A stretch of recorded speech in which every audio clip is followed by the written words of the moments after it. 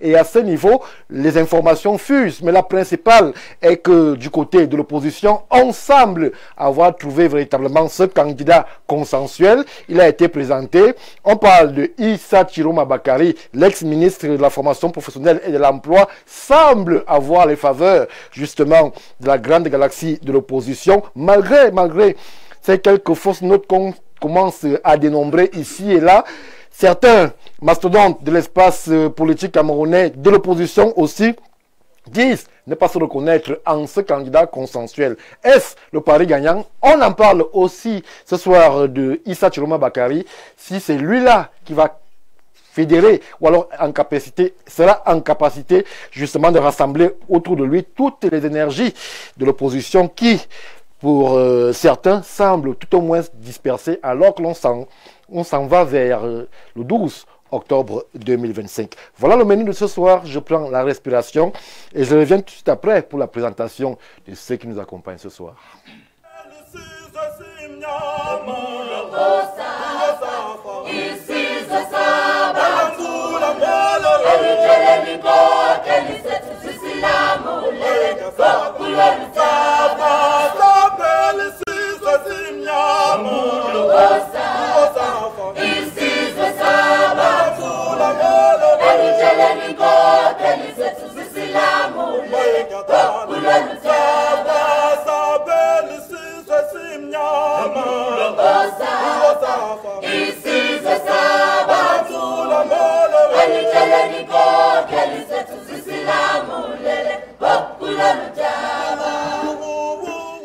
Retour sur le plateau de Ourou Africa et justement pour nous accompagner durant ces 1h30 d'échanges en direct sur les questions panafricaines, ils sont déjà 4 qui répondent à l'appel et je commence avec ma droite proche, celui-là pour qui les questions sociales n'ont aucun secret, le docteur Jean de Dieu Evouna. Il est parmi nous, on lui dit bonsoir et surtout bienvenue. Bonsoir Monsieur Mbarga, bonsoir à vos millions de téléspectateurs. Un bonsoir particulier à toute la classe politique camerounaise et surtout aux 12 candidats à qui je voudrais dire ce soir que la société civile à laquelle j'appartiens, qui se veut authentique, impartiale mais pas neutre, n'est ni l'antichambre de l'opposition, ni la chambre à coucher du régime en place. Notre rôle est celui de veille, d'éveil, d'arbitrage et d'arbitrage pour... Oui, d'arbitrage. Il faut être clair dans sur ce plan-là. Le débat n'a même pas commencé, vous êtes déjà sur des grandes formules. Cher Mbarga, moi je vous souhaite la bienvenue sur le plateau. Moi je saluais plutôt la classe politique pour dire que vous l'avez salué déjà. Notre rôle est celui d'éveil et d'arbitrage pour préserver les intérêts du peuple profond que nous incarnons en ce moment. Merci Jean de Dieu Evouna. Le peuple profond que vous incarnez vous a certainement suivi. Je vais vers ma gauche proche avec un acteur politique qui n'en finit plus de croiser le verbe sur différentes estrades. Le docteur Jean-Moïse Mbok, que nous avons connu autrefois dans la société civile. Un de vos collègues, Jean de Dieu Evouna, aujourd'hui porte la parole du candidat consensuel. C'est comme ça qu'il a été présenté, le président Issa Chiroma Bakari du FSNC. Bonsoir docteur, bienvenue.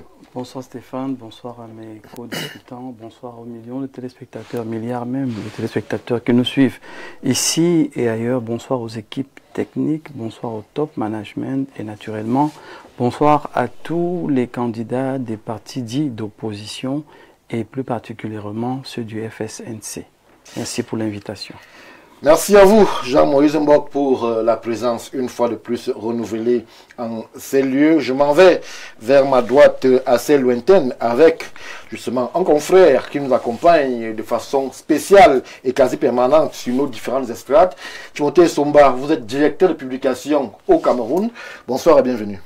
Bonsoir Stéphane Barga, toute ma sympathie à nos millions de téléspectateurs et ma fraternité renouvelée à mes copanélistes que j'ai le bonheur de retrouver en cette pénultième émission de Ourou Africa avant que la campagne relative à la présidentielle ne soit lancée. Merci à vous, Timothée et Somba. C'est vrai que j'aurais aimé prendre la température du milieu avec vous. peut-être les choses ont bougé dans un sens positif, Timothée. Non, les choses n'ont pas bougé, bien au contraire.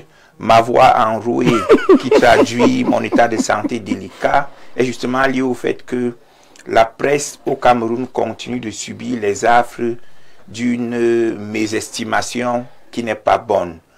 Je sors d'un voyage dans l'est du Cameroun, un voyage institutionnel qui ne s'est pas bien passé parce que nous avons voyagé dans des conditions exécrables. Il est inadmissible que pour la même mission, certains sont dans des 4x4 et des bus climatisés et que la presse soit parquée de façon animalière dans une guembade pétaradane sans clim et vous respirez de la poussière, vous respirez la fumée du moteur. C'était un désastre, un voyage désastreux qui malheureusement est corrélé à l'environnement politique. Aucun homme politique, que ce soit ceux du pouvoir en place, que ce soit de l'opposition, n'a encore daigné prendre la presse en considération alors que nous sommes à l'orée de la présidentielle. J'ai même failli abandonner la presse parce que je me dis qu'au Cameroun, les journalistes et les hommes de médias ne sont pas suffisamment valorisés. C'est la raison pour laquelle le secteur est devenu infesté par les hommes d'affaires qui, au lieu d'ouvrir des organes de presse, ouvrent des boutiques de communication. Merci Timothée Essomba pour cette expérience malheureuse, mais on va vous dire de ne pas abandonner. Le combat devrait se poursuivre avec les hommes politiques, ces hommes-là qui justement sont au cœur des réflexions, au cœur du débat. La présidentielle s'annonce, elle s'annonce assez palpitante puisque les dés ne sont presque pas faits. Un homme politique nous accompagne ce soir. Le maître Jean-Guy Zogo, l'Union des populations africaines, c'est justement la bannière qu'il préside, qu'il dirige. Maître, bonsoir. Bonsoir Stéphane Barga, mes amitiés à mes co-discutants de ce soir. Toute ma sympathie à l'équipe technique qui nous permet de diffuser le panafricanisme authentique à travers le monde. Et mes salutations distinguées au président, directeur général, M. Dieudonné Ngam, qui, à travers ma présence aujourd'hui, me renouvelle son amitié. Alors, ce qui est certain, c'est que vous êtes politique, vous êtes au cœur des préoccupations. Est-ce que, lorsque Timothée Essomba relaie un voyage kafkaïen avec les termes qui sont les siens, comme celui qu'il a opéré dans l'Est du Cameroun, est-ce que vous vous sentez interpellé sur la responsabilité des politiques vers l'érection d'une presse libre, d'une presse indépendante, avec des moyens logistiques capables de lui permettre de faire son travail en toute transparence? Je me sens forcément interpellé, d'autant plus que je suis parfaitement conscient du rôle et de l'importance des médias dans la communication institutionnelle, dans la communication politique, mais également dans la gestion des relais sociaux. Parce qu'à travers la presse, tous les ensembles des corps sociaux peuvent communiquer. Mais je dois également relever que la presse, comme l'ensemble des autres corps de métier, hein, quand je dis la presse, ça veut dire le monde des médias en fait, oui. Comme l'ensemble des autres corps de métier est à l'image de notre pays. Vous comprenez? Vous avez dans le microcosme politique camerounais aujourd'hui des flibustiers qui pensent qu'être un homme politique consiste à aller voler des invitations, subtiliser des invitations pour aller pouvoir participer à des agapes quelque part ou décharger des perdièmes. Vous avez des journalistes qui pensent que être journaliste consiste à faire du journalisme à gage. Vous avez des magistrats qui pensent que rendre la justice c'est. Vous avez des greffiers, vous avez. Donc tous les corps de métier sont infestés et la presse ne pouvait pas échapper à cela. Mais maintenant, en tant qu'acteur politique, je voudrais juste souligner que la meilleure manière de faire dans ce genre de situation, c'est de toujours rappeler à son interlocuteur que la compétence, c'est quelque chose qui coûte cher. Et si vous estimez que vous n'êtes pas rémunéré ou bien considéré à votre juste valeur, vous abdiquez tout simplement. Moi, j'aurais renoncé, j'aurais rebroussé chemin. Merci. Maître Jean-Guy Zogo pour la vision qui est la vôtre. Nous, on ne saurait abandonner ce pays sans information, la vraie puisque nous, on a justement cette particularité qui nous permet de parler sur cette estrade avec autorité. Nous allons, je l'ai dit, faire le tour entre Yaoundé et Cotonou. Commençons par Cotonou. Nous allons parler de ces adieux de Patrice Talon. Le président béninois a décidé comme ça de n'être plus être candidat. Il ne sera pas là pour le 3e mandat, malgré justement les appels pressants du peuple béninois qui justement ont reconnu en ce serviteur un homme capable de porter justement le Bénin vers des strates en termes de développement, en termes d'industrialisation, en termes de positionnement international. Comment est-ce que vous, Jean-Dieu, vous avez accueilli cette nouvelle alors que beaucoup l'appelaient à ne pas partir? Le président Talon, lui, a décidé plutôt partir. Voyez-vous, M. Barga, à chaque peuple, ses traditions institutionnelles. Ce n'est pas une surprise pour le Bénin, parce que ce peuple a toujours eu à opérer des changements à la tête de ces institutions, particulièrement la magistrature suprême. Et il va de soi qu'il l'a même évoqué que c'est une tradition pour eux de partir et de laisser place aux autres. Ce qui témoigne qu'après le poste de chef d'État, je veux dire la charge, la responsabilité qui incombe ceux-là qui arrivent à ce niveau de la gestion des affaires publiques, il y a une autre vie, il y a autre chose à faire. Oui. Il faut reconnaître en ce chef d'État, homme d'État, d'abord qu'il est un homme d'affaires, il a des entreprises. Et il faut dire qu'il n'est pas arrivé en politique les poches vides. Il était déjà milliardaire lorsqu'il arrive en 2016 à la tête de l'État béninois. Oui, il était déjà milliardaire, il était homme d'affaires parmi les meilleurs de ce pays et même du continent. Et pour lui, je crois qu'il ne va pas chômer, il va retrouver ses entreprises, il a tellement à faire, il a encore à apporter, non seulement au Bénin, mais aussi à l'Afrique tout entière. Parce que être homme d'affaires, il est possible de pouvoir investir non hors des frontières de son pays. Au-delà de ça, nous avons noté que sa gouvernance a été un peu plus meilleure que celle de certains qui sont venus avant lui. Il a créé des entreprises, il a réduit le train de vie de l'État et je tiens à féliciter ici son ministre des Finances, Romuald Wadani, à qui il dit passer la main, qui a réduit dans un domaine comme les billets d'avion du gouvernement de l'État de 67 milliards à 69 milliards à 17 milliards.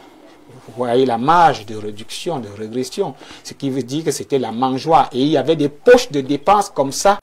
Et nous le vivons dans tous les pays d'Afrique où pratiquement le train de vie de l'État est beaucoup plus pris en compte que les projets d'investissement qui peuvent apporter le développement et le travail aux populations. Donc c'est à féliciter, c'est des traditions au Bénin et je dirais que comparativement à notre pays, nous sommes dans une tradition de transmission et non de transition de pouvoir. Merci Jean de Dieu Evuna, c'est le président Patrice Talon justement le dit, lorsqu'on a bien servi son pays, il souligne servi son pays, on n'a pas peur de partir, je ne me reproche de rien et pourquoi je vais faire 20 ans au pouvoir. L'alternance est dans la culture béninoise et c'est pas à moi de rompre. Alors, Dr Jean-Moïse Mbok, c'est pas à Patrice Talon de rompre, lorsqu'on a bien servi son pays, on n'a pas peur de partir. On n'a pas peur de partir parce que s'il y a un pays en Afrique qui a su reconstruire son histoire, c'est bien le Bénin. Reconstruire son histoire avec ses populations, avec même ses traditions, surtout avec sa volonté d'être un des pays qui compte dans une zone qui est suffisamment dynamique. Ils sont en Afrique de l'Ouest, oui. Vous avez des géants autour et c'est une nation qui a donc décidé de travailler sur les fondements pour pouvoir se hisser à ce niveau, se rapprocher de la Côte d'Ivoire, se rapprocher du Sénégal et de tous ces grands pays qui constituent l'Afrique de l'Ouest. Alors, vous l'avez dit, c'est une tradition mais qui est conduite par une boussole. Oui. Aujourd'hui, le Bénin veut être un pays industrialisé. Et c'est même ce qui a conduit au choix de Patrice Talon. Parce qu'on voulait quelqu'un qui comprend l'entreprise, qui comprend l'entrepreneuriat, qui comprend le monde des affaires, oui. Qui fait référence. Et c'est un des points qui a fait qu'il soit choisi comme chef d'État. Et ça s'est bien passé parce que c'est un chef d'entreprise qui comprend qu'il y a un temps pour chaque chose. C'est un chef d'entreprise qui comprend qu'il y a un travail qu'on doit faire, mais on doit tellement bien le faire qu'on laisse le témoin à celui qui va continuer. Et vous voyez que dans leur esprit, dans leur logique, il n'a pas fait que gouverner, il a formé aussi son dauphin. Et il laisse le pouvoir à un ministre de 49 ans. Très bien. C'est à souligner, puisque Patrice Talon, il est relativement jeune. Il est relativement jeune. On interroge la galaxie des présidents africains, 67 ans. Il avait encore la jeunesse. Tout à fait, avec pour lui. Pouvoir continuer. Tout à fait. Donc c'est un construit qu'il a choisi de respecter parce que c'est une dynamique depuis le président Yahya Boni, hein, c'était une entente nationale de se dire on reconstruit notre culture, on reconstruit notre économie, on reconstruit notre jeunesse parce que vous allez voir que même le taux d'alphabétisation a augmenté au Bénin. Au niveau même de l'apport de la diaspora au Bénin, il y a aussi eu augmentation parce que la communication chez eux va tellement de manière naturelle. Vous savez que les chefferies traditionnelles sont restées puissantes, sont restées fortes et c'est un des instruments que le gouvernement a toujours utilisé pour communiquer avec les populations de manière à ce que le pays puisse émerger. Aujourd'hui, Patrice Talon est venu tracer de nouveaux sillons, mais des sillons de l'industrialisation. C'est pour ça qu'eux ne pouvaient pas choisir une autre personne que celui qui a travaillé aux fondations de la construction de cette industrialisation-là, le ministre des Finances. Donc il y a une organisation, il y a un construit, et il faudrait donc que les autres États africains comprennent bien que on ne se développe pas au hasard. C'est vraiment un travail d'organisation en interne, c'est un travail de volonté générale, et c'est un travail de vision à atteindre. Et nous saluons cette attitude de responsabilité. Le docteur Vouna le disait, c'est pas un homme qui va chômer, vous-même vous l'avez dit, c'est pas un homme qui a faim, c'est un homme qui vient pour marquer, voilà, il vient pour marquer sa génération, marquer sa nation, et je peux dire aujourd'hui qu'il a réussi. Il a réussi pour le docteur Jean-Moïse Mbok. Timothée Somba, Patrice Talon a reçu aussi les appels pressants du peuple qui lui disaient il faut rester, vous êtes encore jeune, monsieur le président, on peut continuer avec vous. Mais un de ses propos interpelle particulièrement, il a dit en 2026, personne ne m'attachera au fauteuil présidentiel.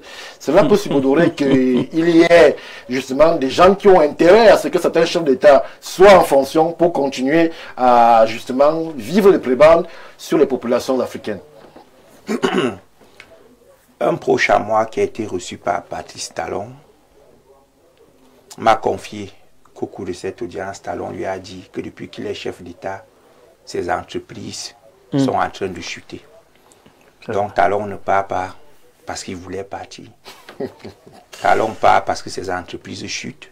Talon part parce que la loi ne lui permet pas. L'article 42 de la Constitution du Bénin est clair qu'aucun Béninois ne peut se présenter à plus de 2 mandats. Il aurait pu faire évoluer la Constitution comme ailleurs. C'est lui-même qui a inscrit ça dans la Constitution, dans la révision de 2019. Nous avons vu un président dire je pars, et on n'a pas venu dire je ne pars plus. Le président qui a dit je pars n'a pas inscrit ça dans la Constitution. Talon, dans ses promesses de campagne, dans sa vision prométhéenne d'un nouveau Bénin, a dit aux Béninois qu'on fixe la limitation des mandats et il a respecté parce que l'obéissance à la loi qu'on s'est fixée est liberté. Donc, moi je vois en Patrice Talon beaucoup de cosmétiques. Beaucoup d'enjôlements, oui. Pourquoi? Une fois que j'ai démontré qu'il n'avait pas le choix, qu'est-ce qu'on observe? C'est certain qu'il n'avait pas le choix. Du point de vue juridique, il n'avait pas le choix. Il pouvait modifier la Constitution. Il y avait des appels de peuple, comme on voit partout sur le continent.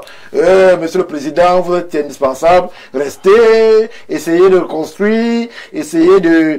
et il y avait une machine qu'il pouvait mettre à sa disposition pour essayer de contourner la loi, bien que ce soit lui-même qui l'ait inscrite. Pas loin de Otogo, pas loin de Otogo, ça a été fait. Tout prix me fait dire ce que vous voulez entendre. Dites ce que vous avez à dire. Je suis dans ce qui est, non dans ce qui aurait pu être ou ce qui devrait être. En l'état actuel du droit béninois, Patrice Talon ne pouvait pas prétendre à un nouveau mandat. Patrice Talon, ses entreprises sont en train de chuter depuis qu'il n'est plus aux affaires, parce qu'il a une vision très patrimoniale de la gestion. Et on observe cela dans sa façon de gérer le Bénin. Patrice Talon a certes impulsé une dynamique de privatisation de la fonction publique, au sens du nouveau management public, au sens de Nicole de Koopman, qui pense qu'on doit emprunter aux méthodes de la sphère privée qui marche pour performer la sphère publique. Au Cameroun, le pendant, c'est la CNPS. La règle de fonctionnement de la CNPS déroge totalement de l'administration publique. Et on voit que là-bas, ça marche. Mais Patrice Talon est quelqu'un qui délègue très peu. Et c'est pour ça qu'on l'a vu au cœur de tous ces projets. Mais qu'est-ce qu'il a fait? Il a beaucoup misé sur le bling-bling. Agrandi les routes, arranger les villes, agrandir l'aéroport, promouvoir l'éducation. C'est pas mauvais. Mais il a beaucoup axé son magistère, ces 2 mandats, sur les choses les plus visibles, en tuant le fond de la démocratie béninoise. On peut observer qu'il a presque annihilé l'opposition, avec les poursuites judiciaires contre certains opposants, avec la dissolution de certains partis politiques, avec l'exclusion de certains partis politiques, avec un surencadrement de la prise de parole dans l'espace public, qui a fait qu'il n'y a quasiment pas de contestation possible au Bénin, que ce soit dans les médias et autres. Ça, c'est l'envers du décor que l'on ne voit pas directement, mais il l'a fait. Donc, sous son sourire enjôleur, sous ses airs de gentleman, se cache en réalité un homme de poigne. Je sors avec vous, Timothée, en 30 secondes, mais Patrice Talon laisse un héritier, entre guillemets. Il y a monsieur de 49 ans, bon, ce qui est assez rare. C'est même là où je venais, merci. Allez-y, Timothée. Et pour comprendre à quel point Patrice Talon n'est pas pour moi le genre de dirigeant dont l'Afrique a besoin, l'Afrique qui se veut démocrate, c'est que, après avoir quasiment inhibé l'opposition, il laisse quelqu'un dont on a l'impression que c'est le dauphin. Lorsque vous voyez le scénario, Patrice Talon ne laisse pas quelqu'un qui doit aller compétir. Il laisse quelqu'un dont il est sûr qu'il va remporter l'élection. Et ça fausse le jeu. Et vous voyez... Mais il y a l'élection qui est prévue. Mais regardez la scénarisation. Tous mes devanciers dans la prise de parole ont dit qu'il a formé un dauphin. Il a laissé quelqu'un. Vous n'êtes pas là pour former un dauphin et laisser quelqu'un. Vous êtes là pour laisser le peuple choisir qui va vous remplacer. Rien n'empêche qu'on forme quelqu'un aussi. Rien n'empêche qu'on forme un successeur. Non, c'est pas C'est pas Barga. Un peuple mature. Un véritable leader fort. Moi, je ne vous ai pas coupé quand vous parliez. J'ai souffert de vous écouter. Souffrez aussi de m'écouter. La démocratie mature n'est pas une démocratie où on forme les successeurs, où on forme les dauphins. La démocratie mature est une démocratie où on forme toutes les masses. De sorte que n'importe qui vous a suivi, qui suit le projet civilisationnel du pays, puisse émerger pour venir se positionner comme leader. À partir du moment où il choisit Wadani, en se gargarisant de ses performances en tant que ministre des Finances, vous croyez que les autres ministres sont contents? Est-ce que de façon objective, il peut nous dire, et il n'y a même pas une organisation des primaires au sein de sa majorité, il a choisi Wadani, il a dit aux autres, voici celui que je choisis. Il y a les primaires où? Non. Alors, vous êtes en train de perdre un an. Et moi, je suis en train de vous démontrer que ce n'est pas l'enjeu que l'on croit. Je préfère qu'on écoute un moment, monsieur le président Talon, qui nous dit justement ce qu'il pense de ce départ. Dans la bonne conduite de notre mission, mesdames et messieurs, je crois que je n'aurai plus l'occasion d'avoir une telle rencontre avant de passer la main.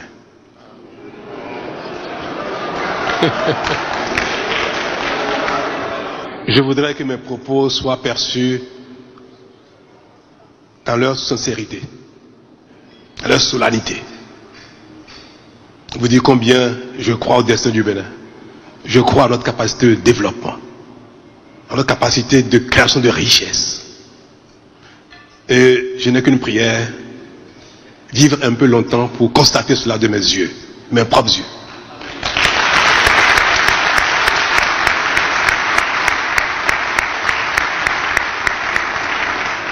Que Dieu bénisse le Bénin, vous bénisse. Merci beaucoup. Alors, Maître Jean-Guy Zogo, Patrice Talon s'en va sous les ovations de l'assistance. Dieu bénisse le Bénin, je veux vivre pour voir justement le Bénin industrialisé, le Bénin moderne. Est-ce qu'on peut dire, comme Timothée Somba, que cela relève de la cosmétique, ou alors de la vision d'un leader qui a un grand projet pour son pays? Stéphane Braga, lorsque j'ai écouté mes co-discutants, mes prédécesseurs dans leur prise de parole, j'ai eu l'impression qu'on était venu ici faire l'apologie d'un certain type de dirigeants africains. Fort heureusement, là où je ne m'y attendais pas, un éclair de clairvoyance a jailli. Clairvoyance, vous dites? Oui. D'ailleurs, ce sujet me donne la possibilité de faire un clin d'œil à mes enseignants de Master 2 professionnel en sémiotique et stratégie du politique, parce que je vois là un homme qui vous vend quelque chose, mais cette chose, lui-même, il n'y croit pas. D'abord, le sujet en lui-même, pour moi, est quelque peu risible. Il est risible, pourquoi? Parce que si vous écoutez mes prises de parole ces 10 dernières années, je vous dis que la manière dont un peuple se choisit ses dirigeants est culturelle, idéologique, donc civilisationnelle. Aujourd'hui, nous faisons du fait qu'un individu ait fait 2 mandats, conformément aux droits positifs de son pays, et s'en va, et on en fait un événement. C'est déjà en soi un problème. Sur le continent, ça peut être un événement? Non, ça ne devait pas être un événement. Pourquoi? Parce que il faut comprendre une chose. Je sais que derrière, en filigrane, certains voient passer l'ange de certains chefs d'État, mais si on prend le cas du Cameroun, je doute fort que le président de la République soit en fonction de manière illégale. C'est le droit positif camerounais qui le lui permet. Dites tout ce que vous voulez sur on a modifié la constitution, on a modifié, on a fait... C'est une réalité aussi. Mais il n'y a pas de souci. Mon problème, c'est quoi? C'est que nous sommes dans des pays où on célèbre quelque chose qui est normal. Comme si c'était extraordinaire. Nous sommes dans un il a fait deux mandats. Il est arrivé au pouvoir le 6 avril 1996. En 2016, autant pour moi, le 6 avril 2016. En 2019, c'est lui qui inscrit ça dans la Constitution. Il respecte, les dispositions constitutionnelles. Est-ce que ce n'est pas à saluer? Non, ce n'est pas à saluer. Pourquoi? Ah, d'accord. Ce n'est pas à saluer. Pourquoi? Parce que ce n'est pas extraordinaire. Okay. Il faut qu'on se... Le président se dédie sur le continent à plusieurs reprises. Je voudrais qu'on se comprenne. Oui, essayez de me comprendre. Ce dédit n'est pas criminel. Ce n'est pas parce que quelqu'un a dit je vais partir et puis il n'est plus parti, que quelqu'un a dit je vais partir et il est parti, qu'on doit en faire quelque chose d'extraordinaire. Parce que moi, mon problème à moi réside déjà dans le fait que la démocratie occidentale que nous singeons là, elle ne permet pas à l'Afrique de s'autodéterminer. Parce que ce n'est pas les changements de chef d'État tous les 14 ans qui font qu'aujourd'hui, l'Afrique est en capacité de s'autodéterminer. La preuve, ces pays dans lesquels on change les chefs d'État tous les 14 ans, lorsque la guerre russo-ukrainienne a commencé et qu'il y a eu la crise du blé, on les a tous vus en les supplier Vladimir Poutine. Vous comprenez? Le Bénin où? Le Bénin, quand vous regardez le Bénin à l'échelle de l'Afrique, je n'irai pas à l'échelle du monde, parce qu'à l'échelle du monde, c'est 173e pays sur 194. D'accord? Non, justement ça le problème. C'est justement ça le problème. C'est que on est tellement habitué, on l'a dit, le néocolonialisme est tellement ancré en nous que on veut célébrer des choses qui n'ont pas à être célébrées. Voilà. L'Afrique a besoin d'hommes capables de l'extirper du carcan néocolonial. L'Afrique n'a pas besoin de gens qui singent la démocratie occidentale en allant tous les 14 ans. Vous comprenez? Xi Jinping est là depuis combien de temps? Vous croyez que c'est l'alternance qui a fait de la Chine ce qu'elle est aujourd'hui? Vladimir Poutine est là depuis combien de temps? C'est l'alternance qui a fait de la Russie ce qu'elle est? Le guide suprême iranien, il est là depuis combien de temps?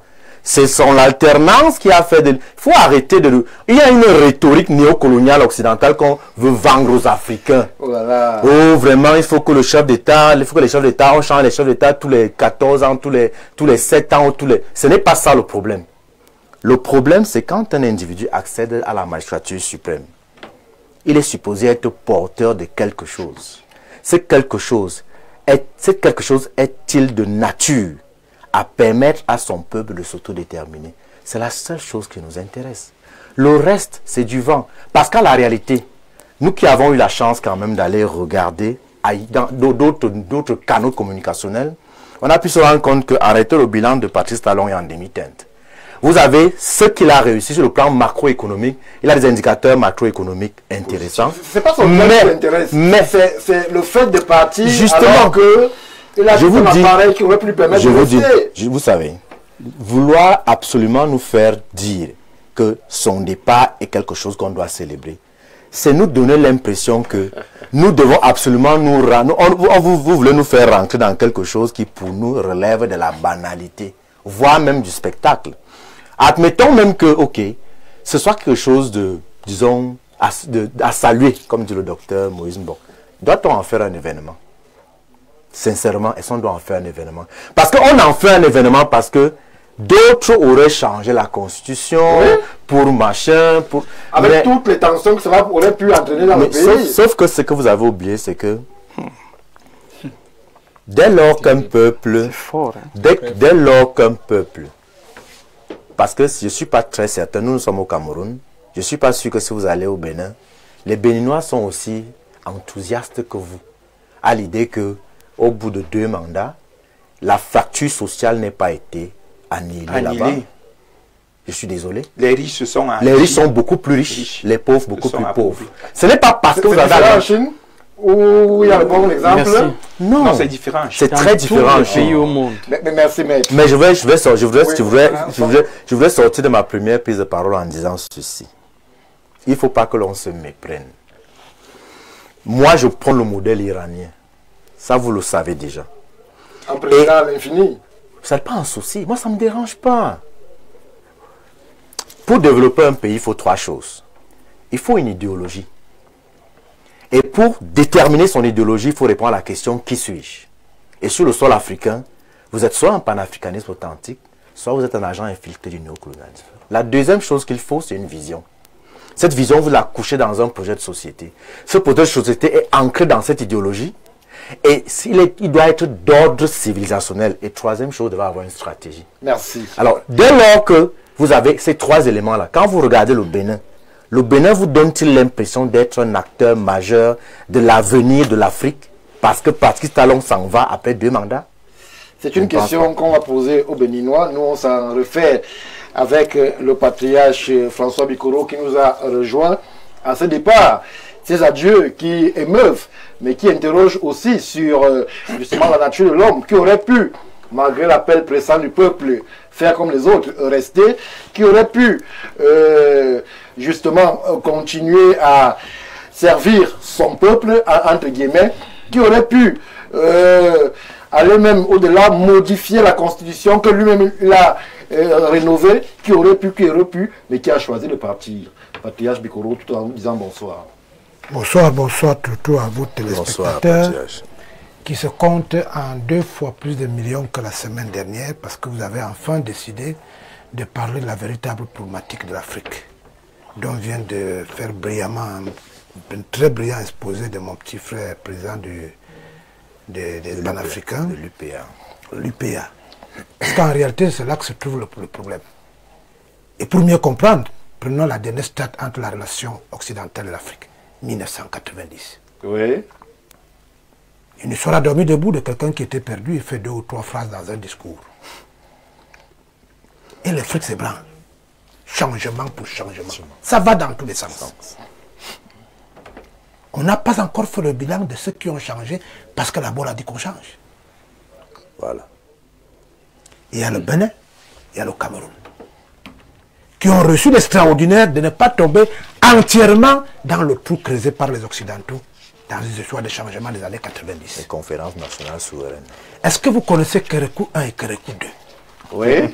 Voilà. On sait comment ils sont partis. Non, mon frère, je suis très sérieux. Est-ce que vous connaissez Kérékou 1 et Kérékou 2? Parce qu'entre Kérékou 1 et Kérékou 2, il y a un Soglo. Où un chapeau d'une dame coûtait 16 millions de dollars. Voilà. Il faut faire attention. Vous êtes une jeunesse africaine. Ne tombez pas dans le piège des slogans. Kérékou 1, c'est celui qui était en phase avec l'URSS. c'est le premier pays africain à avoir compris que l'Europe et l'Occident vont nous tuer, économiquement, politiquement et culturellement. Voilà. Et un matin, on est tous tombés dans le piège de Ahmed Baradei en Égypte. Comme Colin Powell aux États-Unis, qui avait un sachet de yaourt et qui vous ont dit qu'en Irak, c'est la bombe atomique. Voilà. Et les Béninois, parce qu'ils sont culturellement ancrés. Le Bénin, c'est un pays de culture. Oui. Culture africaine, civilisation africaine. La terre du vaudou. Ils se sont rapidement remis en cause. Ils ont effacé avec l'eau le passage inutile de ce force globe. Mais en douceur, parce qu'au Congo, tout à côté, on a utilisé les armes pour effacer cette histoire à dormir debout. Le Bénin s'est repris. Les démocrates type occidental ont voulu revenir, on a dit on préfère Mathieu Kérékou. Mathieu Kérékou et rien ont compris que les Béninois ont compris. Ancrés dans 4 ou 5 pays qui aujourd'hui sont dans des situations difficiles sécuritaires et économiques. Nigeria, Togo, tout ce que vous voulez. Parce que ça, c'est important de connaître la situation. Les Occidentaux se sont remis en selle très rapidement. Et ils ont commis une erreur impétueuse. Zinsou. Oui. Parce que quand nous construisons l'histoire de l'Afrique, les gens qui ne vivent pas l'Afrique croient que nous sommes encore les clowns et les clones d'hier. Nous sommes clonés et ils veulent en faire des clowns. Ils se sont rendus compte, Zinsou était le père de l'indépendance béninoise, ils sont allés chercher un Français. Je crois qu'il doit être directeur d'exploitation dans une banque française, je peux me tromper. Tout à fait. Pour venir reprendre ce qu'ils ont failli perdre. Il y avait donc Adjavon et Talon. Talon, je crois qu'il vendait beaucoup de yaourts des Américains. C'est pas ce qu'il faisait à l'époque. C'est assez caricatural le patriarche. Je parle en français. Oui, mais... Ça veut dire qu'il était un homme d'affaires. Un industriel. Et c'est là que vous vous souviendrez, si j'insiste là-dessus, que la démocratie type occidentale moule le mauvais choix des citoyens africains. Voilà. Parce que Adjavon avait les milliards, Talon avait les milliards, des Occidentaux. On ne parlait pas des autres pendant toute la campagne. La seule chose qui fait qu'Adjavon tombe, parce qu'il est dans le même secteur, avec le même patron que Talon. Zinsou arrive à je crois c'est à Parakou. On lui pose une question en langue naturelle, en langue béninoise. Oui. Il demande à son voisin, il dit quoi? La preuve que dès qu'il a échoué, ce que vous appelez élection, il est rentré rapidement prendre son poste en France. Dans sa banque. À la banque. Il ne se souvient même plus. Alors, Patrice Vicoro, j'en viens pour c'est cette lecture, c'est ça pour dire quoi? Vous pouvez pas. Patrice Talon qui décide de partir. Oui, alors qu'il aurait pu. S'il vous plaît. Talon n'est jamais parti. Si le PDG est remplacé par son DGA, il y a attenant mais pas alternative. Voilà. Et là, je vous amène à demander pardon à Yahi Boni, qui a été fouetté par Talon. Talon a reçu l'exploit que l'attrait pour la politique au Bénin est parti en 91 de 84% à 31% en 2025. Les Béninois ont dit, cette histoire des Occidentaux ne s'en charge plus, on fait nos vaudous, on vend nos pailles, on fait nos trucs. Vraiment, fais comme tu veux. Il allait plus loin. Pendant ces 10 ans,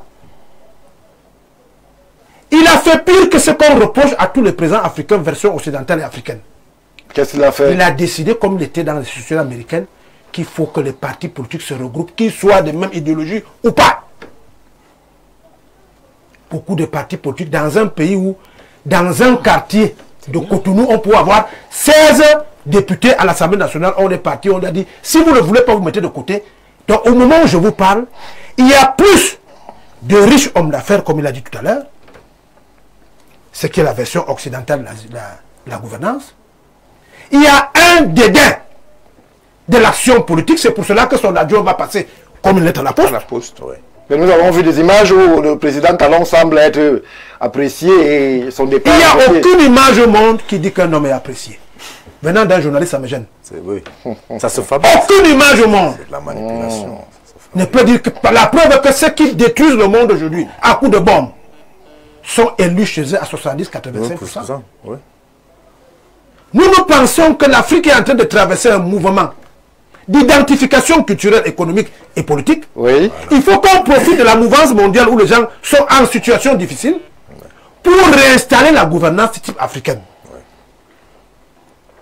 Et je pense, à mon humble avis, que ce que le président Talon, que j'ai rencontré 3 fois, a réussi à faire, selon les Africains journalistes, c'est qu'il est jeune et il paraît qu'il a donné le pouvoir à un jeune. 49 ans. Alors je ne sais donc pas si en arrivant dans les restaurants Mama Benin, ou à l'époque où moi j'y vivais, les gens vivaient au Bénin sans fermer les portes de leur maison. Vous arrivez au restaurant, vous avez 1000 francs, vous prenez la nourriture, vous allez déclarer ce que vous avez mangé. Aujourd'hui, les gens ont les barricades. Les gens ne se saluent plus. C'est compliqué. Mais au moins, il aura permis de montrer la voie dans un petit pays encastré dans des pays qui sont sécuritairement mal en point. D'ailleurs, que les Africains se posent la question de savoir pourquoi, lorsque le Bénin a voulu rejoindre les 3 pays de l'AES, à 16 heures, dans un quartier de Cotonou, on a déclaré la présence de terrorisme. Ces choses-là peuvent mélanger et mises ensemble, expliquer, et là je donne un point possible là maintenant, parce que c'est une stratégie.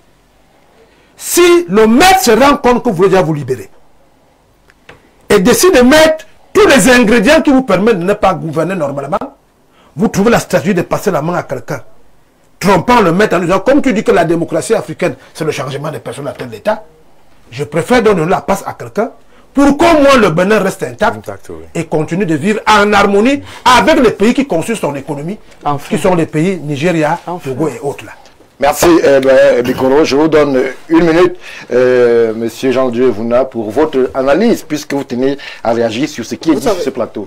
Je ne veux pas contredire ce que le doyen dit, ni ce que le panafricaniste, que nous sommes tous. C'est notre marche, nous sommes panafricanistes. Oui, nous le sommes tous. Ah, je crois. Mais là où ça n'a pas changé depuis 30 ans, 40 ans, là où il n'y a pas eu des assises imposées par la BOL, qu'est-ce qui a changé?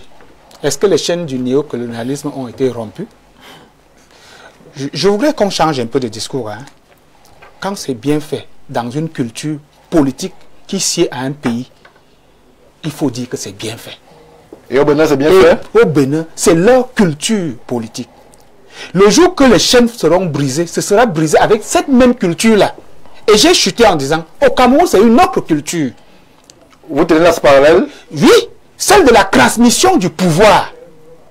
Où on ne prépare pas, on prépare des dauphins en douce et personne n'est au courant. Mais là, on n'est plus en démocratie. Non, je vous dis, vous ne pouvez pas fustiger la démocratie. Permettez, vous ne pouvez pas fustiger la démocratie occidentale et en même temps vouloir qu'on ne prépare pas des dauphins. Je reste avec vous, mais tout en souriant par le doyen. Mais doyen, si le président Macron n'était plus président en France, on sait qui peut le remplacer. Ça n'enlève à rien que la France soit. C'est ça qui détruit votre définition de démocratie. L'autre n'est pas président. On sait qui peut le remplacer. Non, je vous dis, tant que vous parlez de dauphinat, non, non. Vous parlez de transmission du pouvoir. Non, écoutez. Vous parlez de préparation du pouvoir. Ça détruit complètement la conception. Vous concrétisez. Écoutez, s'il vous plaît. Vous vous concrétisez. S'il vous plaît. Les phrases sont des conclusions et des informations. Non, vous concrétisez à partir d'aujourd'hui. Les bouts de phrases d'un adulte sont des conclusions et des informations. À force de me couper. À force de me couper, ça me gêne. C'est lui qui avait la parole. Moi qui avais la parole. C'est moi qui avais la parole. Je dis tout simplement que vous ne pouvez pas déconstruire la démocratie occidentale et vouloir une démocratie africaine et renier la préparation d'un dauphin. Dans la culture africaine, on prépare, le chef prépare son successeur. Non. Si. Non. Si. Non. Dans la culture africaine, le chef prépare son successeur. Non. Là, un garant de la culture. Non. Je vous dis que nous sommes tous fils d'Afrique et ce que vous dites n'est pas vrai. Un chef prépare son successeur. Un chef ne prépare pas. Non, le chef prépare son successeur. C'est l'auxiliaire de l'administration. C'est pas vrai. C'est pas vrai. C'est pas vrai. En Afrique, je vous dis, dans le sein de la communauté, nous sommes nés dans la place. Non. Non, pas une préparation du père. Non, vous êtes en train de dire une chose de son concret. Et je peux insister en vous disant que la culture africaine veut que le leader prépare son successeur. Il n'y a pas de leader en Afrique. Non, il y a des leaders en Afrique. On ne parle de leader. Non, vous ne pouvez pas dire une chose de son concret. Je ne permets pas ça. Vous ne pouvez pas déconstruire la démocratie en jetant des pots de banane sur elle, mais en même temps, vouloir présenter quelqu'un qui a préparé un successeur disant que ce n'est pas démocratique. Quel point de démocratie voulez-vous donc parler au juste? Arrêtez de distraire, permettez que je dise ça. Arrêtez de distraire, franchement. Bien sûr, ça c'est discret. Il faut le dire avec force que la culture africaine veut que lorsqu'un chef veut partir, même un chef de famille, même dans la cellule familiale, on sait qui va être... Là, il vient de changer la phrase. Non, je le dis. Il dit préparer deux choses différentes. Je vais aller un peu plus haut pour dire qu'il n'y a pas de leadership sans un successeur à ce leadership. Merci. Jean-Maurice Bloch, très rapidement. J'ai entendu ce que mes co-panélistes ont dit, particulièrement Timothée. Moi, ça m'a fait de la peine. Ça m'a fait de la peine. À quel niveau? Ça m'a fait de la peine pour le Bénin parce que quand il faut parler des autres, on est très fort. Quand il faut dire comment les autres sont nuls, comment ils ont tout détruit, comment ils ont tout saccagé, on est très fort. Mais quand on fait juste le parallèle, là on se met à trouver des circonstances atténuantes pour dire que non, chez nous en fait c'est parce que. Chez nous en fait c'est parce que. Vous voyez, en Afrique de l'Ouest, on l'a dit, et nous sommes tous d'accord là-dessus. Ils sont ancrés dans leur culture. Oui. Et là, je rejoins le panafricaniste qui parle de mettre du contenu dans la culture, de manière à ce que ce soit un véhicule qui les amène à l'émergence. Mais nous, ici, ce qu'on fait, c'est qu'on refuse les acquis, on les rejette, on les humilie même. Voilà. Mais après, en même temps, c'est nous qui disons encore que on doit nous autodéterminer. Il faudrait que les Africains soient sérieux. Je dis donc, je vais au-delà, je les rejoins même. Oui. Je les rejoins même. Mais il faudrait que les Africains soient sérieux. Ouais. Arrêtons de parler de manière aérienne sans que ceux qui nous écoutent ne comprennent la chose technique comme elle a dit. Et ce que je vais dire, voilà. Lui, il m'a aidé dans ce sens-là. Quand on veut se développer, il faut se donner un véhicule. Et dans le véhicule qu'il a décrit, on a la culture, qui est un instrument fondateur en Afrique. Mais c'est les mêmes Africains qui vont décrire cette culture, qui vont la dénigrer, qui vont l'humilier. Pourtant, c'est un véhicule sur lequel on peut se tenir pour amener notre développement. Oui. Seulement, cette facilité de tirer sur les autres et de mettre la couverture sur nous ne nous aide pas. Il faudrait qu'on soit juste à l'intérieur et à l'extérieur. Parce qu'on a... Moi, je pose une question pour sortir. Oui.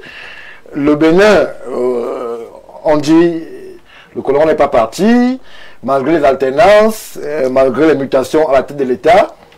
On a évoqué un pays que nous connaissons tous, la rivière des crevettes. Là aussi, on a fait 43 ans, voilà. Un système est à soixantenaire. Est-ce que le colon est parti? Voilà. Est-ce que dans les deux postures, le résultat n'est pas le même? Dans les deux postures, le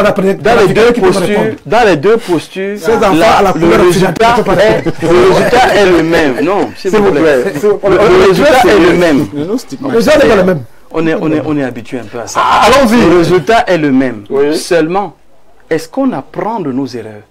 Est-ce qu'on apprend de ce qui n'a pas marché? Voilà. Qu'est-ce qu'on peut faire pour mieux faire aujourd'hui? Ça m'énerve ces discours d'invectives, d'humiliation des autres. Au lieu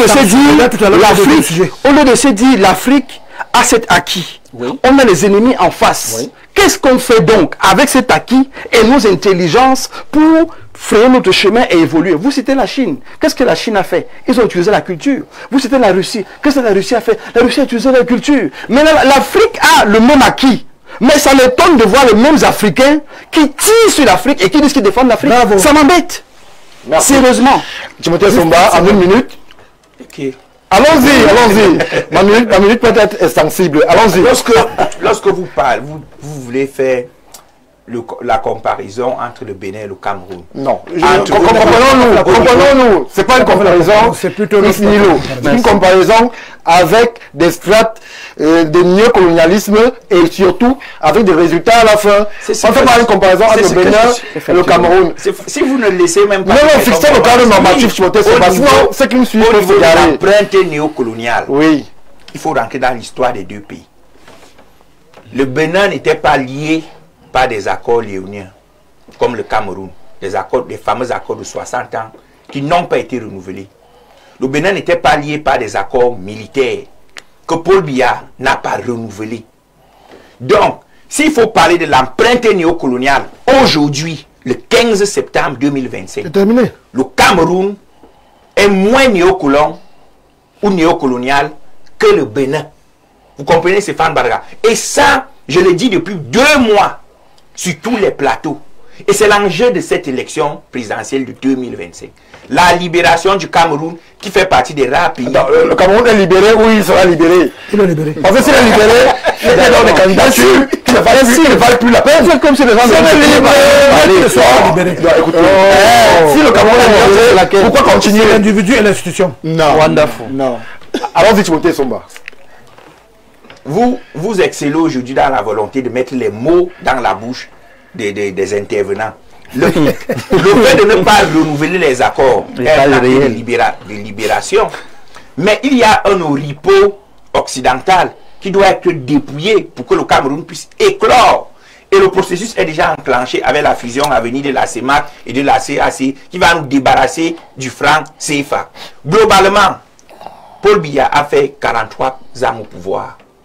Mais pendant les 43 ans, il y avait une forte empreinte à cause de ces fameux accords qui ont fait que c'est maintenant que le Cameroun peut enfin respirer. Et vous voyez la volée de bois vert qu'il y a sur les réseaux sociaux qui parle d'un ancien chef d'État. Parce que c'est aujourd'hui que ça commence à sortir. Qui a signé ces accords? C'était lui. Les accords qui embastillaient, qui embrigadaient l'avenir du Cameroun. Il fallait d'abord s'en libérer. Il fallait d'abord s'en défaire afin de pouvoir voler de nos propres ailes. Donc, si vous comparez... Bizarrement, avec ces accords, on a réalisé des choses qui ont été détruites, les entreprises, les grandes entreprises. Il n'y avait pas d'accords au Cameroun. Il n'y avait rien. Aucune. Il n'y avait pas d'avion. Il y avait des comptoirs coloniaux. Merci. Monsieur. Merci, non, c'est bon. Continuez. Si, malheureusement, le temps ne permet pas de dresser un bilan. Parce que s'il faut dresser sur 14 ans seulement, s'il faut dresser le bilan du Cameroun sur 14 ans et du Bénin, vous allez voir que le Cameroun est largement... Non, c'est pas une comparaison.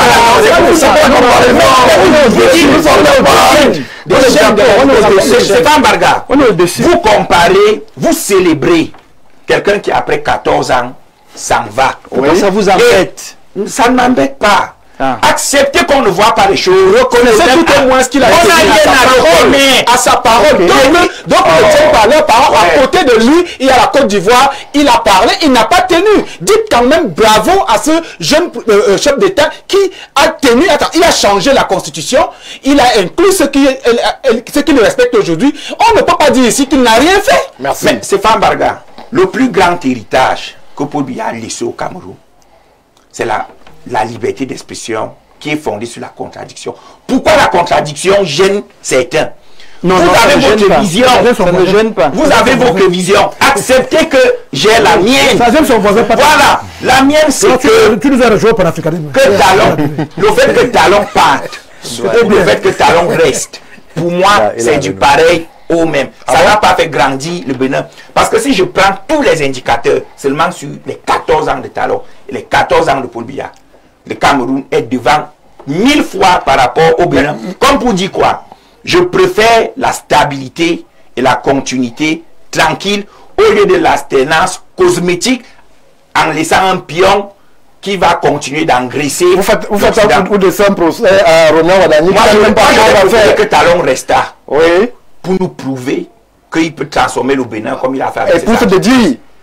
Qu'est-ce que vous appelez ces dédits? Mais dire les lois ne sont pas appréciées. Monsieur, vous êtes s'il vous plaît. Vous dites en même temps qu'il serait resté. Quand j'ai mon petit temps de parole, il se m'en jouit. Les lois ne sont pas des tentes dressées pour le sommeil. Et le peuple est souverain. Est-ce que vous savez qu'il y a un individu qu'on appelle Frank Delano Roosevelt qui a fait 4 mandats aux États-Unis? État hémiplégique. Vous le savez, Tant que le souverain qui est le peuple a le pouvoir de vous demander de rester, vous faire rester, vous pouvez rester. Le souverain peuple a supplié ta homme de rester. C'est pas vrai. C'est pas vrai. Il y a quel référendum qu'il a fait? Ce sont ses partisans. C'est Fambarga. Le souverain peut vous demander de rester et vous restez. Pourquoi? Lorsque vous êtes un gouvernant et non un dirigeant, lorsque vous êtes un gouvernant, vous êtes en réalité l'esclave du peuple. Je préfère me dédier, tant que ça me permet de satisfaire le peuple, au lieu de tenir une parole qui va tuer le peuple. Merci. Stéphane, je voudrais rappeler que à son arrivée, il a levé, il a ouvert l'Afrique à tous les Africains. On allait au Bénin sans visa. Ça, c'est talent. Même avant lui. Allons-y, doyen, en une minute. Oui, on va sortir avec Maître Dizo. J'ai bien peur qu'on ouvre la carte à sa capacité à monter sur un arbre. Le procès que vous faites sur M. Talon est un procès de pré-campagne électorale au Cameroun. Tous les propos là, c'est par rapport à M. Biya. Oui. On ne parle pas de M. Talon qui gère un pays qui n'est pas le Cameroun. Oui. Vous faites un parallèle. Je ne fais pas. Je vous dis, le danger des débatteurs dans une campagne électorale, une élection qui aura le 12 octobre, c'est d'avoir toujours peur de dire des choses qui peuvent décourager leurs partisans. Que ce soit à gauche, que ce soit à droite. Parce que ici, là, on a un procès sur M. Biya qui a trop duré. Un type qui veut remplacer pour le... Personne n'a parlé de Biya ici. Vous me laissez parler, la phrase. Oui, allez-y. Je vous répète encore qu'un personne n'a parlé pour les fins de phrase d'un adulte sont une information et une conclusion. Je vous dis que quand quelqu'un est en campagne électorale contre M. Paul Biya le 12 octobre, la notion de durée du pouvoir n'est pas bonne pour lui. Vous ne pouvez pas me l'enlever, c'est scientifique. C'était des débats qu'on aurait dû faire après l'élection présidentielle. C'est pour ça que nous préférons rester dans la cosmogonie africaine, qui depuis près de 10 ans aujourd'hui cherche son identité. Ou on fait 75 ans au pouvoir. Non, je dis cherche son identité. Et là, je réponds à la question de l'occidental à la peau noire qui disait qu'il est africain.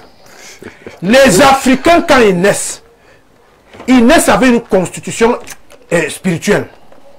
Dans mon village d'où je sors, le premier fils remplace son père. Ça ne dépend pas de son père. On ne prépare pas les gens. Quand tu es le premier garçon chez nous, le Betty, tu sais que quand ton père s'en va, tu le remplaces si tu es chef. Dans la cosmogonie de semi-bantou, de Bamileke, on prend généralement, on enlève tout le monde, on prend tout le monde, sauf le premier. Parce qu'ils ont remarqué dans les premiers temps, avant les Occidentaux qui arrivent, qu'on a battu les premiers. Donc, quand vous parlez de l'Afrique, et l'Afrique a marché. L'Afrique a marché au Bénin. La preuve que la meilleure culture spirituelle qui existe au monde vient du Bénin, qui est pratiquée dans au moins 150 pays sur 187 pays au monde.